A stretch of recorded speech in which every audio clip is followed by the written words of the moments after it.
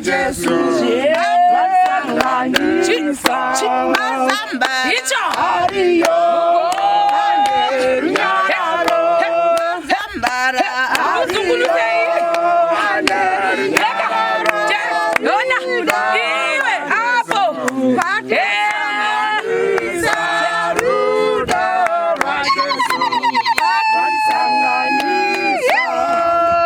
ipapo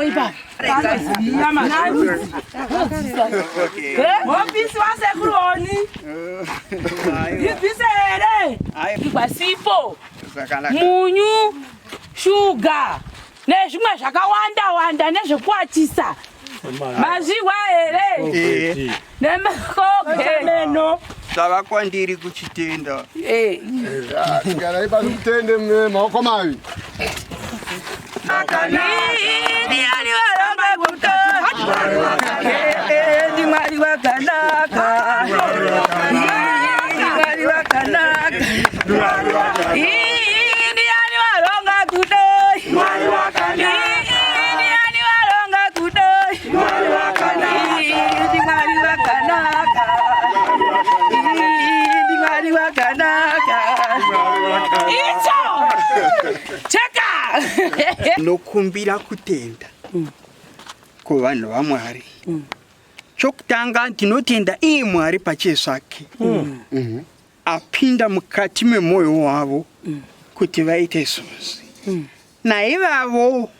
Naivo pachezvavo vanozvibvunza vari pavari nyangwe pavavete muhope kuti hatinavo here chipo chatingaita kuna vari kushaya kuti vawane vachirarama sokurarama kwavo vachifamba pasi pedenga rino.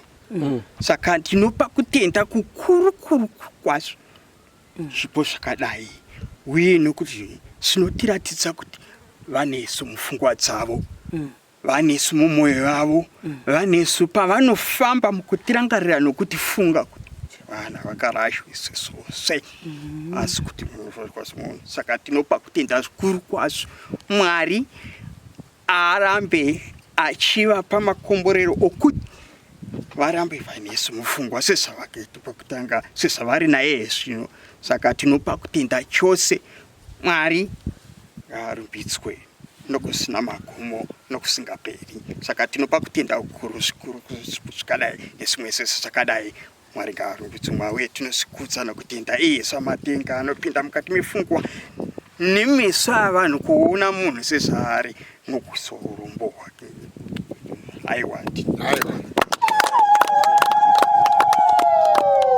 Ndebana sekuru mashoko makukutu ide apa sekuru sorry ndatoka sekuru visa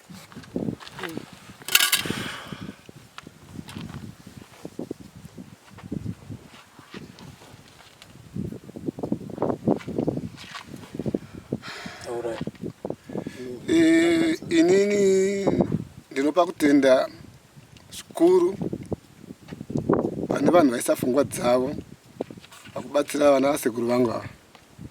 Ndanga ndichifungidzira kuti inini ava zvavakasara vakadai ndovakwanisa sei, asi Mwari akazviziva kuti aiwa iwewe ziso rako ticharitungamirira kusvika patichakwanisa. Mwari vanoziva zvavanoita. Ndakaudza sekuru vangu ndikati sekuru musafunga kuti kufa kwaita vana mai venyu Mwari vanoziva kubva pakutanga nopekupedzisira. Mwari vanenge vachitoziva. Saka musasora zvinenge zvaitwa naMwari. Mwari vazorodza mai venyu asi musasore. Mwari vanokuchengetai hamufi. Saka nhasi ndiri kunyatso kuona kuti shuwa Mwari variko. Mwari vakasiyana nomunhu mutema. shuwa Ndaiwa ndinotenda ngo.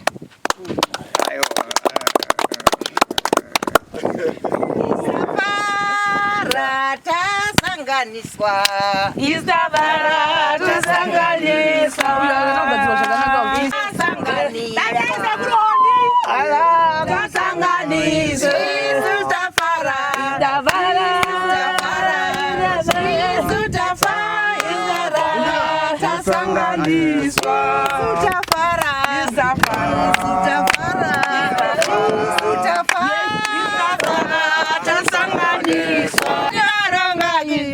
Mashema kanaka, yani waro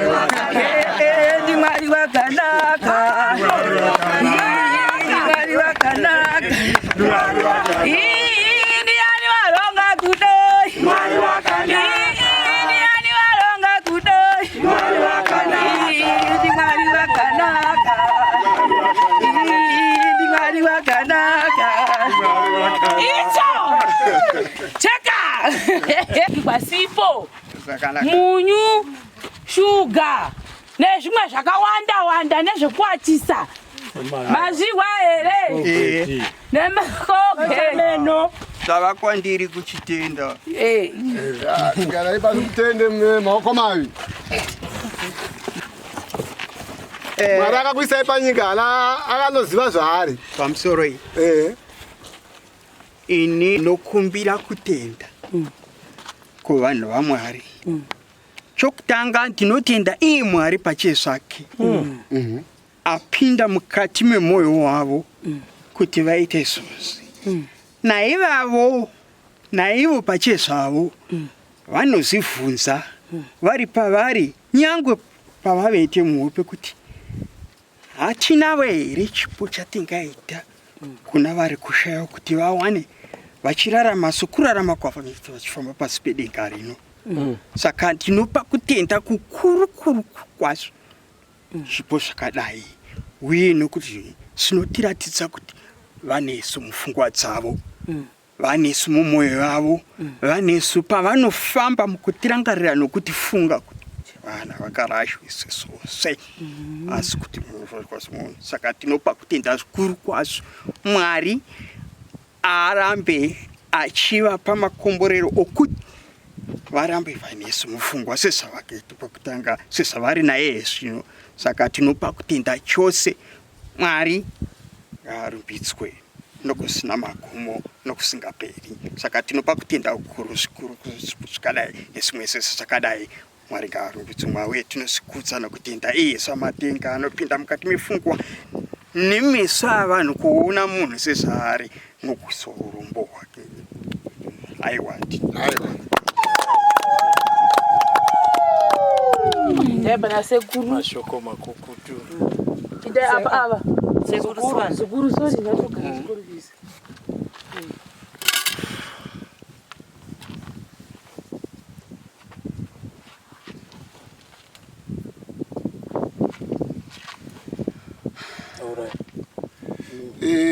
Inini ndinopa kutenda zvikuru pane vanhu vaisa pfungwa dzavo pakubatsira vana vasekuru vangu ava. Ndanga ndichifungidzira kuti inini ava zvaro vakasara vakadai handinopa ndovakwanisa sei, asi Mwari akazviziva kuti aiwa iwewe ziso rako ticharitungamirira kusvika patichakwanisa. Mwari vanoziva zvavanoita. Ndakaudza sekuru vangu ndikati sekuru, musafunga kuti kufa kwaita vana mai venyu Mwari vanoziva kubva pakutanga nopekupedzisira. Mwari vanenge vachitoziva. Saka musasora zvinenge zvaitwa naMwari. Mwari vazorodza mai venyu, asi musasore. Mwari vanokuchengetai, hamufi. Saka nhasi ndiri kunyatso kuona kuti shuwa Mwari variko. Mwari vakasiyana nomunhu mutema. Shuwa. Ndaiwa ndinotenda. Ndinodawo kuwana mukana uno wekutenda zvandaona panzvimbo ino. Ndakatarisa vakomana vasingaoni vakasiyiwa nevabereki. Chinhu chandiri kuona chiri kuitwa chandipindawo pamwoyo zvokuti ndiri kunyatso kuona kufamba kwaMwari. Zvinoita ndizvokuti vanhu vanofungidzira kuti Mwari angaonekwa achifamba netsoka dzake, asi Mwari anoonekwa muvanhu vaakaita nomufananidzo wake. Sezvaitika panzvimbo inoyi.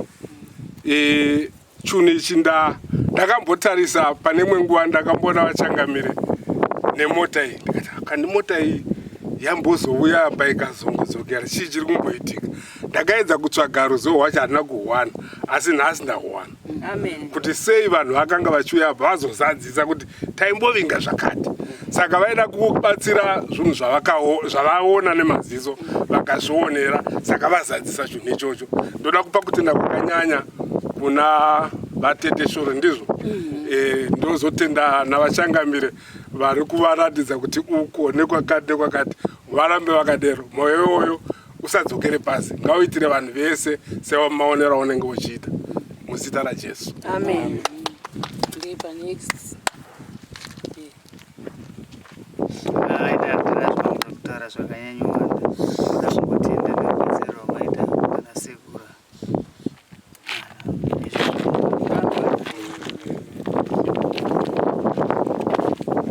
Ini ndinonzwa kufara nokutenda rudo rwamaisa mukati memhuri ino yakasiyiwawo iri yega.